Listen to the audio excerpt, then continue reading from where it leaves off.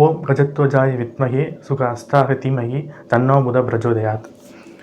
நம்ம சிவஸ்ரீ ஜோதிடம் வியூவர்ஸ் எல்லாருக்கும் வணக்கம். ஸோ இப்போ தான் நம்ம யூடியூப் ஸ்டார்ட் பண்ணி ஒரு 1 வீக் 10 டேஸ் தான் ஆகுது நம்ம. ஸோ நிறைய பேர் சப்போர்ட் பண்ணுறீங்க. ஸோ தொடர்ந்து சப்போர்ட் பண்ணுங்கள். ஸோ இந்த வீடியோவில் நம்ம என்ன பார்க்க போகிறோம் அப்படின்னா, மார்ச் மாத ராசி பலன்கள். மார்ச் மாதம், அதாவது மாசி மாதத்தோட 15 நாளும் பங்குனி மாதத்தோட 15 நாளும் வரும் இந்த மார்ச் மாதத்தில். ஸோ ரெண்டையும் கம்பைன் பண்ணி நம்ம பார்ப்போம். பொதுவாகவே இந்த மாசி மாதம் பார்த்திங்கன்னா புனித நீராடு மாதம்னு சொல்லுவாங்க. எல்லா இடத்துலையும் பார்த்திங்கன்னா புனித நீராடுவதில் நிறைய இடங்களில் கும்பமேளாவில் மாசி மகம் வரப்போகுது. அப்போ ஸோ சொல்கிறேன், இப்போ அடுத்தடுத்து இப்போ என்னங்கிறத சொல்கிறேன் நான். ஸோ பொதுவாகவே இந்த மாசி மாதங்களில் பார்த்திங்கன்னா புனித நீராடுவது, அது சவுத்து சைடு பார்த்திங்கன்னா நிறைய அம்மன் கோயிலில் திருவிழாக்கள் நடக்கும் இந்த மாசி மாதம் பங்குனி மாதத்தில் பார்த்திங்கன்னா. ஸோ இதெல்லாம் வந்து விமர்சையாக நடக்கும் இந்த மார்ச் மாதத்தில். ஏன்னா மாசியும் பங்குனியும் பாதி வருதுங்களா. இப்போ முதல் பாதி வந்து மாசி மாதமும், ரெண்டாவது பாதி வந்து பங்குனி மாதமும் வரும்.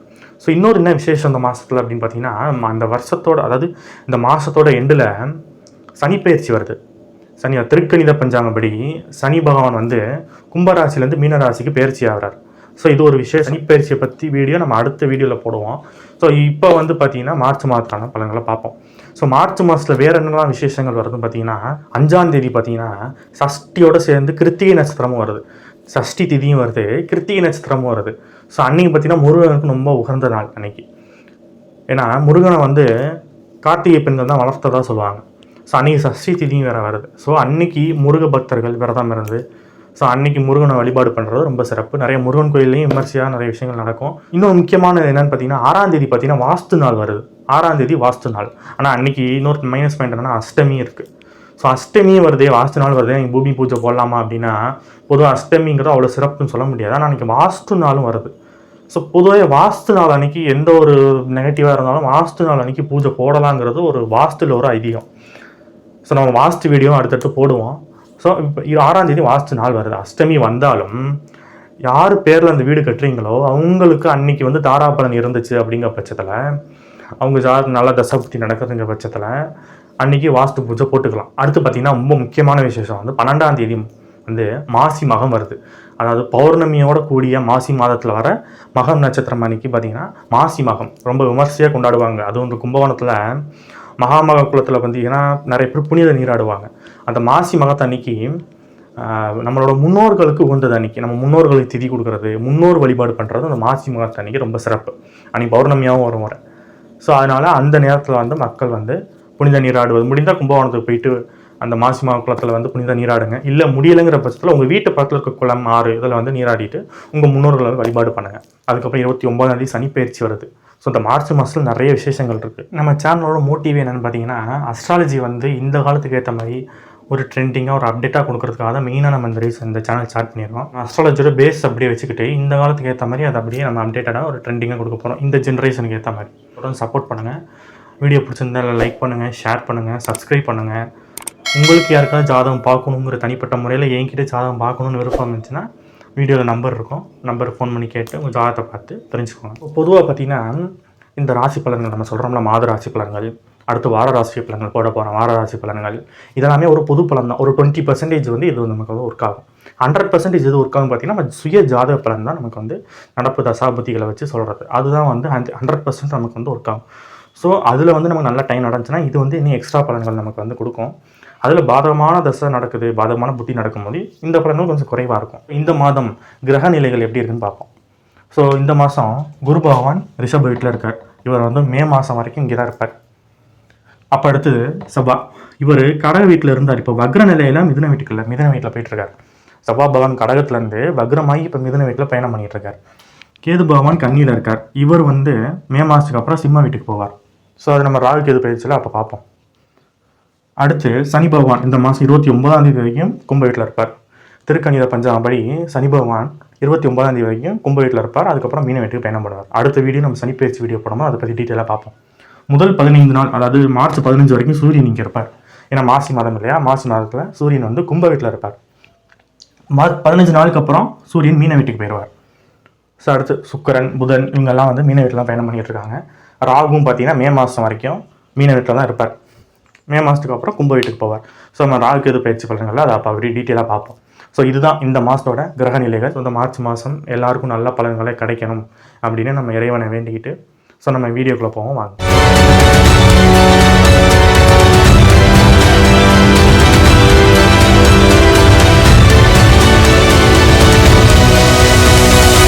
நம்ம கும்பராசியை பார்ப்போம். கும்பராசி அப்படின்னாலே காலபுருஷனுக்கு 11ஆம் வீடு. சனி பகவான் மூலத்திரிகோணம் அடைகிற வீடு பார்த்திங்கன்னா கும்பராசி தான். இந்த கும்பராசிக்காரங்க லைஃப்பில் ரொம்ப கஷ்டப்படுவாங்க. ரொம்ப அதாவது இறக்க குணம் அதிகமாக உள்ளது யார்ட்டுன்னா கும்பராசிக்காரங்கள்ட்ட இருக்கும். அதே மாதிரி பார்த்திங்கன்னா இது ஒரு காற்று ராசி. அதாவது அவ்வளோ சீக்கிரம் கோவம் வராது. ஆனால் கோவம் வந்துச்சுன்னா ஒரு செகண்டில் என்ன நடக்கும்னே தெரியாது. ஆனால் சூறாவளி காற்றுன்னு சொல்லுவாங்க பார்த்தீங்களா, அது மாதிரி லைஃப்பில் நிறையா ஸ்ட்ரகிள்ஸ் இருக்கும் அவங்களுக்கு. ஆனால் கண்டிப்பாக ஒரு நாள் வந்து அந்த கோயிலோட கும்பம் எந்த அளவுக்கு உயரமாக இருக்கோ, கோயிலோட கலசம் எந்த அளவுக்கு உயரமாக இருக்கோ அந்த அளவுக்கு உயரத்தை இந்த கும்பராசிக்காரங்க அடைவாங்க. ஏன்னா அது கும்பம் இல்லையா. பொதுவாக அந்த கும்ப வீட்டில் சூரியன் வரும்போது தான் பார்த்திங்கன்னா நிறைய இடங்கள் புனித நீராடுவாங்க. நமக்கு அந்த கும்பமேளா அந்த சொன்ன வீடியோட இன்ட்ரோலே சொல்லியிருக்கேன் நான். ஸோ அப்போ அந்த கும்பம் அப்படின்னாலே புனிதம் அப்படின்னு அர்த்தம். ஸோ நிறைய பேரோட லைஃப்பில் நிறைய டேர்னிங் பாயிண்ட் வந்து நடக்கும் அந்த கும்பராசிக்கு. எப்போல்லாம் வந்து இந்த சூரியன் வந்து ராசிக்கு வராரோ. ஸோ இப்போ இந்த மாதம் என்ன நடக்குன்னு பார்ப்போம். ஏன்னா முதல் 15 நாட்கள் வந்து சூரியனும் ராசிலையும், அடுத்த 15 நாள் சூரியன் வந்து 2ஆம் இடத்துலையும் இருப்பாங்க. இது ஒரு ப்ளஸ் பாயிண்ட் தான். ஏன்னா வந்து பார்த்திங்கன்னா ராசியிலே ஏற்கனவே ராசிநாதன் சனி பகவான் ராசியிலே இருக்கிறார். ஜென்ம சனி தான். ஆனால் ஜென்ம சனியில் பார்த்திங்கன்னா நிறைய பேர் நல்ல நன்மைகள் நடக்கும். ஸோ இப்போ இந்த சனி பகவான் பார்த்திங்கன்னா 2ஆம் இடத்துக்கு பயிற்சி ஆயிடுவார் இந்த மாதம் 29ஆம் தேதி. ஸோ அது எப்படி இருக்கும் அப்படின்னா சனி பயிற்சி விடையில் பார்ப்போம். ராசிநாதன் ராசியிலே இருக்கும்போது என்ன ஆகும்னா கொஞ்சம் மந்த நிலைகளை கொடுப்பாரு, கொஞ்சம் சோம்பேறித்தனத்தை கொடுப்பாரு. ஆனால் இந்த இவ்வளோ கொடுத்தாலும் அதே சனி பகவான் தான் உழைப்புக்கு அதிபதி. அதிகமாக உழைக்க வைப்பார். உழைச்சி அதில் வருமானம் பார்க்குறதுக்கு இந்த சனி பகவான் தான். ஏன்னா சனி பகவான் தானே வந்து ஜீவனக்காரன். ஸோ இப்போ அடுத்தது பார்த்திங்கன்னா அந்த சூரியன் யாருன்னு பார்த்திங்கன்னா 7ஆம் வீட்டு கிரகம். பொதுவாக சூரியனாலே பார்த்திங்கன்னா அரசாங்கம், அரசியல் இதெல்லாம் சொல்கிறது.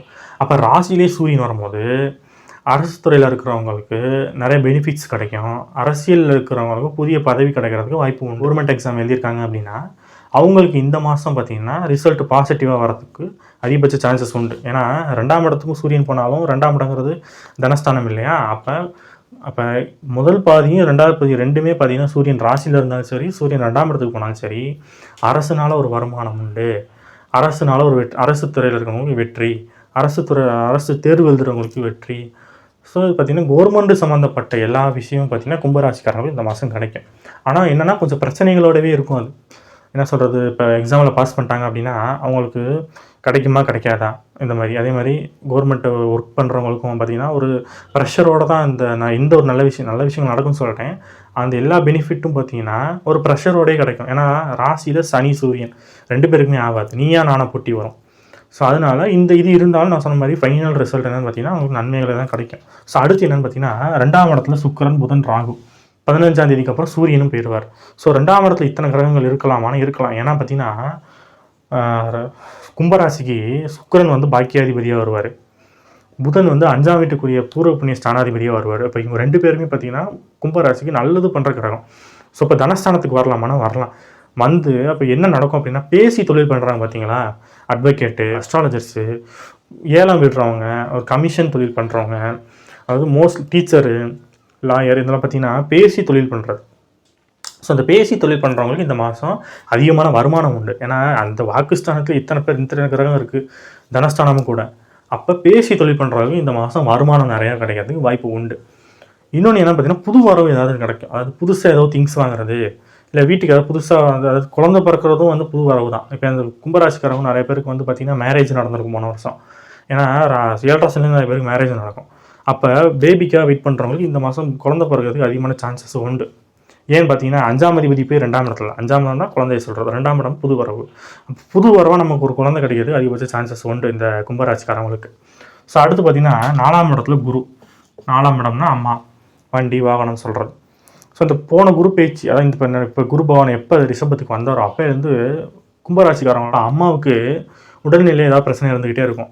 கையில் வலி, கால் வலி, இல்லை ஏதோ ஒன்று கையில் அடிபடுறது, காலில் அடிபடுறது, இல்லை ஏதாவது சுட்டுக்கிறது, சமைக்கும் போது ஏதோ ஒன்று நடந்துகிட்டே இருக்கும் உங்கள் அம்மாவுக்கு. ஸோ அது எப்போ சேஞ்ச் ஆகும் அப்படின்னா அந்த குரு பேச்சுக்கு அப்புறம் அது சேஞ்ச் ஆகிடும். ஸோ அது வரைக்கும் கொஞ்சம் கேர்ஃபுல்லாக பார்த்துக்கணும் அம்மாவோட ஹெல்த்தை மட்டும். ஸோ அம்மாவோட ஹெல்த்தில் இம்ப்ரூவ்மெண்ட் எப்போ இருக்குங்கிறத சொல்லிட்டேன். அதேமாதிரி பார்த்திங்கன்னா கும்பராசிக்காரவங்க வண்டி நிறைய பேருக்கு அதிகமான செலவு கொடுத்துருக்கும். 4ஆம் இடத்துல குரு வரும்போது எப்பயும் குரு இருக்கிற இடத்துக்கு ஒரு நெகட்டிவ் கொடுப்பார், பார்க்குற இடத்த விருத்திப்படுத்துவார். இருக்கிற இடத்த ஒரு நெகட்டிவ் கொடுப்பாருங்கும் போது அப்போ வண்டி வாகனங்களுக்கோ இல்லை வீடுகளுக்கோ ஏதோ ஒரு செலவு கொடுத்துருப்பார். ஸோ அது இந்த மாதம் நடக்கிறதுக்கு வாய்ப்பு உண்டு. ஏன்னா 4ஆம் இடம் இல்லையா, 4ஆம் இடத்துல குரு வரும்போது நான் சொன்ன மாதிரி வண்டி வாகனங்கள், அம்மாவுக்கு ஏதோ ஒரு வைத்திய செலவோ ஒரு பிரச்சனை வர்றதுக்கு, ஏதோ ஒரு நெகட்டிவாக ஏதோ ஒரு பலன் வரதுக்கு வாய்ப்பு உண்டு. ஆனால் சுமூகமாக முடிஞ்சிடும். ஏன்னா தான் குரு பகவான் வந்து கெடுக்க மாட்டார் எப்பயுமே. ஒரு பிரச்சனையை கொடுத்தாலும் அதுக்கு சொல்யூஷனையும் கொடுத்துருவார் குரு எப்பயுமே. ஸோ அதனால் இந்த ஒரு பலன் வந்து இந்த மாதம் கிடைக்கும். வேறு என்ன கிடைக்கும் அப்படின்னா, 5ஆம் இடத்துல செவ்வாய் இருக்கிறார். பொதுவாக அந்த செவ்வாய் தான் பார்த்திங்கன்னா அதிகாரத்துக்குள்ள ஒரு கிரகம் எதுவும் பார்த்திங்கன்னா சூரியனை செவ்வாய் தான். இந்த செவ்வாய் பற்றி பார்த்திங்கன்னா ராசிக்கு 3ஆம் வீட்டு கிரகம் செவ்வாய் தான், 10ஆம் வீட்டு கிரகம் செவ்வாய் தான். அப்போ 3 தான் சுய முயற்சி, கம்யூனிகேஷன், தொடர்பு எல்லாமே 3ஆம் இடம் தான். 10ஆம் இடம்னா தொழில் விஷயமா ஒரு சுய முயற்சி பண்ணி இந்த மாதம் புகழ் அடைகிறது யாருன்னு பார்த்தீங்கன்னா கும்பராசிக்காரங்க தான். ப்ரொமோஷன் கிடைக்கிறது வாய்ப்பு உண்டு. ஏன்னா செவ்வாய் தான் பார்த்தீங்கன்னா அதிகார கிரகம்னு சொல்லிட்டேன். அப்போ அதிகாரம் எப்போ கிடைக்கும், ப்ரொமோஷன் வரும்போது கிடைக்கும். ஸோ இந்த கும்பராசிக்காரங்க நிறைய பேருக்கு ப்ரொமோஷன் கிடைக்கிறதுக்கு வாய்ப்பு உண்டு அதிகபட்சம். ஸோ இது ஒரு ப்ளஸ் பாயிண்ட் இந்த கும்பராசிக்காரங்களுக்கு இந்த மாதம். இன்னொன்று என்ன அப்படின்னு பார்த்தீங்கன்னா, 8ஆம் இடத்துல கேது இருக்கார். 8ஆம் இடத்துல கேது இருக்கக்கூடாது. ஏன்னா மறைவு ஸ்தானங்கள் பட்சத்தில் இருக்கலாம். பட் 8ஆம் இடம்ங்கும் போது அதாவது கையில் அடிப்படுறது, கால் முக்கியமாக பார்த்திங்கன்னா பாதங்கள் நிறைய பிரச்சனை வரும். காலில் அடிப்படுறது, சுடுநீ ஊற்றிக்கிறது, இந்த மாதிரி விஷயங்கள் வந்து கும்பராசிக்காரங்களுக்கு அதிகம் நடக்கும். 8ல் வந்து அந்தளவுக்கு நல்ல பலன் கிடையாது கேது இருக்கிறது. ஸோ இது வந்து ஒரு கும்பராசிக்காரங்களுக்கு ஒரு நெகட்டிவான பாயிண்ட் தான் இந்த மாதம். ஒர்க் போகிறவங்களுக்கு எப்படி இருக்கும்னா, ஒர்க்கு இந்த மாதம் கொஞ்சம் ப்ரெஷராக தான் இருக்கும். பட் இந்த மாதம் ஒர்க்கில் எந்த பிரச்சனையும் வராது. நான் சொன்ன மாதிரி சனி பகவான் ராசிலே இருக்கிறாரு, சூரியனும் ராசிலே இருக்கும்போது ஒரு பிரச்சனைகளோட ஒரு ஸ்ட்ரெஸ்ஸு ஒரு ப்ரெஷரோடு தான் இருக்குமே தவிர, ஆனால் கிடைக்க வேண்டிய பெனிஃபிட் எல்லாமே கிடச்சிரும் ஒர்க்கில் இருக்கிறவங்களுக்கு. தொழில் சொல்லிட்டேன் நான். ஏன்னா 10ஆம் அதிபதி போய் 5ஆம் இடத்துல இருக்கிறாரு, 3ஆம் அதிபதியாகவும் அவர் வரனால சுய முயற்சியில் சுய தொழில் செய்கிறவங்களுக்கு இந்த மாதம் நல்லாவே இருக்கும். ராசிலே வேறு சூரியன் இருக்கார் இல்லையா, இந்த மாதம் தொழிலில் எந்த பிரச்சனையும் கிடையாது. அதே மாதிரி படிக்கிற மாணவர்கள் வந்து இந்த மாதம் அதிகமாக ஸ்கோர் பண்ணுவாங்க. ஆனால் 7.5 சனி நடக்குது இல்லையா, அப்போ என்ன ஆகுனா சனி பகவான் வந்து மறதிக்கு உள்ள கிரகம். ஸோ மறக்கடிக்க வச்சுருவார். 7.5 சனியில் மறதி கொஞ்சம் அதிகமாக இருக்கும். அப்போ இந்த ஸ்டூடெண்ட்ஸ் இந்த மாதம் பப்ளிக் எக்ஸாம் எழுதுகிறவங்க கொஞ்சம் கேர்ஃபுல்லாக ஒரு முறைக்கு 2 முறை ரிவிஷன் அதிகமாக பண்ணிக்கிறது வைக்கிறது ரொம்ப நல்லது. ஸோ மொத்தமாக ஃபைனலாக பார்த்தீங்கன்னா இந்த சனி பெயர்ச்சியிலேருந்து இந்த கும்பராசிக்காரங்க லைஃப்பில் ஒரு பெரிய டேர்னிங் பாயிண்ட் வரதுக்கு அதிகபட்ச வாய்ப்பு உண்டு. இன்னொன்று நிறைய பேர் இந்த 96, 97, 98 பிறந்தவங்களுக்கு சனி இந்த இடத்துலேயே இருப்பார். நான் சொல்கிறேன் மீன வீட்டில் இருப்பார். அந்த மீன வீட்டில் இப்போ 3 கிரக பயிற்சி 3 கிரக சேர்க்கை வேறு இருக்குது. இப்போ சூரியனும் போயிட்டாலும் 4 கிரகம். இப்போ இந்த மாதம் பார்த்தீங்கன்னா இந்த மாதம் எந்த சனி அங்கே போயிடும். அப்போ 5 கிரகம் ஆல்ரெடி உங்கள் சுய ஜாதகத்தில் நான் சொன்னேன் 96, 97, 98 பிறந்தவங்களுக்கு சனியும் அங்கேயே இருப்பார். அப்போ இந்த நான் சொன்ன இந்த 4 கிரகங்களும் பெயர்ச்சி ஆகிற வரைக்கும், அதாவது ஒரு 2 மாதம் மே மாதம் வரைக்கும் கொஞ்சம் பிரச்சனைகள் இருக்க தான் செய்யும் கும்பராசிக்கு. ஆனால் அந்த மே மாதத்துக்கு அப்புறம் எல்லாமே கம்ப்ளீட்டாக ரிலீஃப் வரும். ஏன்னா அந்த பயிற்சிகளும் நல்ல பயிற்சிகளும் தான். அதான் அந்த சுக்கிரன் புதன்லாம் இடம் மாறிடுவாங்க, சூரியன் இடம் மாறிடுவார், குருவும் 5ஆம் இடத்துக்கு போயிட்டு ராசியை பார்ப்பார். ஸோ நான் சொன்ன இந்த மார்ச் எண்டுலேருந்து மே மந்த் பாதி வரைக்கும் பார்த்தீங்கன்னா கும்பராசிக்காரங்களுக்கும் நிறைய ஸ்ட்ரகிள்ஸ் இருக்கும் லைஃப்பில். பொதுவாக நான் சொல்கிறேன். ஸோ அதை மட்டும் எப்படியாச்சும் தாண்டிட்டாங்க அப்படின்னா இந்த வருஷம் கும்பராசிக்காரங்க தான் கண்டிப்பாக நிறைய விஷயங்களில் சக்ஸஸ் ஆவாங்க. 12 ராசிகளில் இந்த கும்பராசிக்காரவங்க 14ஆம் தேதியோட மதியத்துக்கு அப்புறம் 15ஆம் தேதி 16ஆம் தேதி கொஞ்சம் கேர்ஃபுல்லாக இருந்துக்கணும். ஏன்னா சந்திராஷ்டமம் வருது. பொதுவாகவே சந்திராஷ்டமம் அந்த கும்பராசியை அதிகமாக பாதிக்கும். ஏன்னா சந்திரன் 6ஆம் வீட்டு அதிபதி யாருன்னு பார்த்தீங்கன்னா சந்திரன் தான்.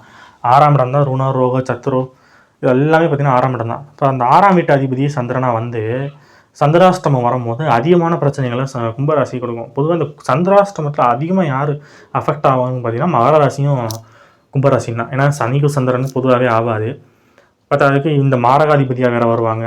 மகரத்துக்கும் மாரகாதிபதி, கும்பத்துக்கு 6ஆம் வீட்டு அதிபதி. ஸோ அதனால் சந்திராஷ்டங்களில் இந்த கும்பராசிக்காரங்க கொஞ்சம் கேர்ஃபுல்லாக இருக்கணும்.